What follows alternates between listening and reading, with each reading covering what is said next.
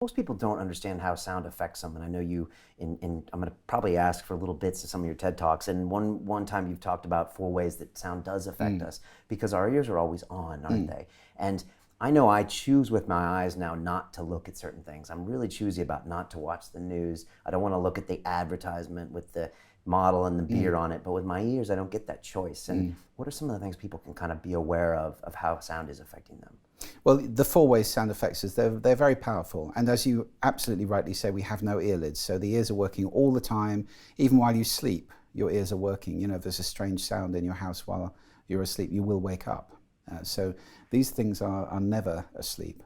So the first way sound affects us is physiologically. So if I do that, that's a little shot of cortisol, fight-flight hormone. It accelerates the heartbeat. Your hormones are causing fatty acids to enter your bloodstream. You're ready to fight or to flee, and you're not going to do either of those two things. So it's not very good for us. Okay. So physiologically, sound changes our bodies all the time, right up to brainwaves, in fact, which have been shown to be entrained by external sound. So if you have a speaker, they've done tests on this, a good speaker in a room will have everybody's brainwaves entrained with his brainwaves or her brainwaves by the end of the talk.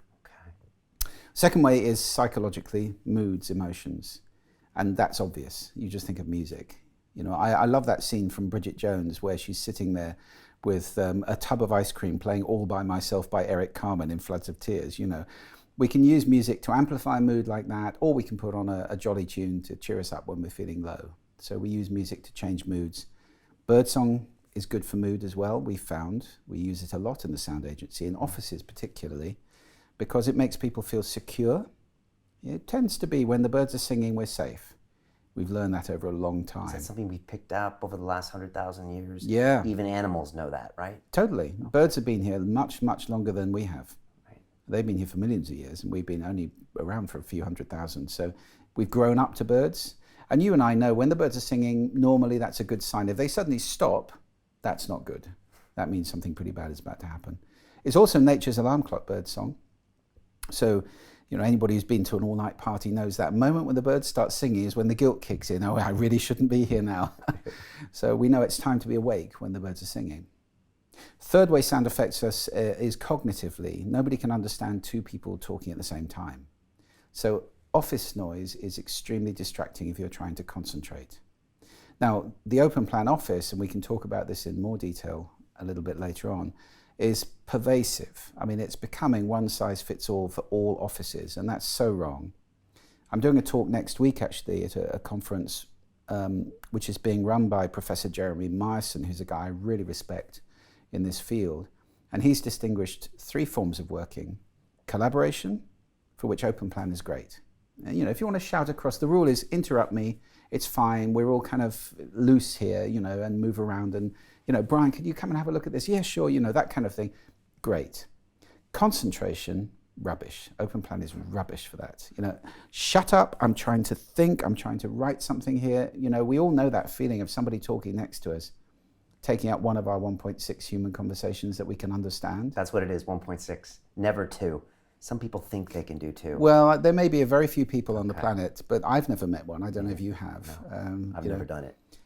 Women are better than men because the research shows their brains work side to side more, so they're using both hemispheres simultaneously, whereas we tend to use front to back a lot more, men. So men particularly find it difficult, but I don't think there are many people who can understand 2. And certainly my estimate is 1.6 to 1.8 human conversations. So there's somebody talking here. I have no earlids. I am pre-programmed to decode language. It's inevitable. I can't not listen to words in my language anyway. So he's taking up, or she's taking up, one of my 1.6. I'm left with 0.6 for the little voice in my head, which is the one I'm trying to listen to when I'm writing or doing maths or whatever it may be. Okay. So that's concentration, bad for concentration. Really. And the other form of working that Myerson distinguishes is contemplation, which is a kind of decompress. It's after you've had heavy meetings. You need somewhere to sit and think or be quiet, or maybe be social. So it could be a social space, or it could be a Zen type space. Either way, open plan is not the answer for that either. Okay. So yeah, open plan offices, the biggest number I've found in terms of estimating the reduction in productivity from open plan is 2/3 reduction.